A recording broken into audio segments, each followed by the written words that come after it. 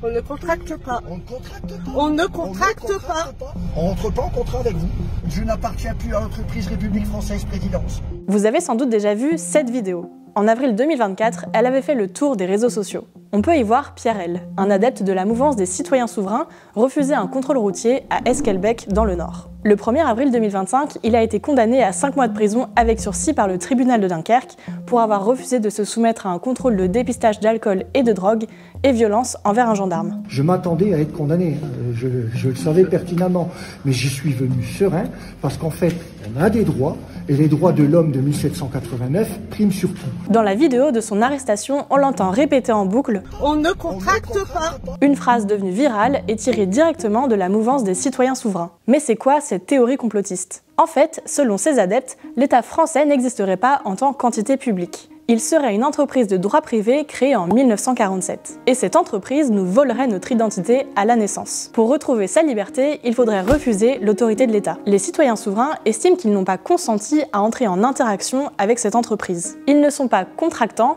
et donc ils n'ont pas d'obligation à se soumettre aux lois. Alors, ils ne payent pas leurs impôts et refusent d'utiliser leur carte d'identité ou leur passeport. Ce refus de faire partie de la société mène souvent les adeptes à s'isoler. C'est ce que m'a raconté Charline Delporte, la présidente du CAFES, le Centre national d'accompagnement familial face à l'emprise sectaire. Elle accompagne les victimes de dérives sectaires et leurs proches. Ce sont des personnes qui étaient il y a encore quelque temps comme vous et moi. Et tu vas, je dirais, petit à petit te faire avoir, mais tu ne le vois pas.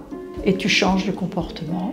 Tu vas être avec une rupture de ta famille qui ne te comprendra plus. Quand il va sortir, il va vivre un vrai traumatisme. Donc il faut vraiment tendre la main à ces personnes. Ici, on fait un accompagnement de A à Z, comme on dit. Et alors là, on réunit un peu toute la famille de cette personne et on dit chacun peut faire quelque chose. Pendant son audience, Pierre L. a dit à la juge « Je vous récuse ». Il s'est présenté comme Pierre L. par oui-dire, car à sa naissance, son nom serait devenu une franchise, propriété de l'entreprise État. Ensuite, il s'est défendu en affirmant que le code de la route n'existe pas. La mouvance des citoyens souverains serait née aux États-Unis dans les années 70. Là-bas, il y aurait entre 350 000 et 400 000 adeptes.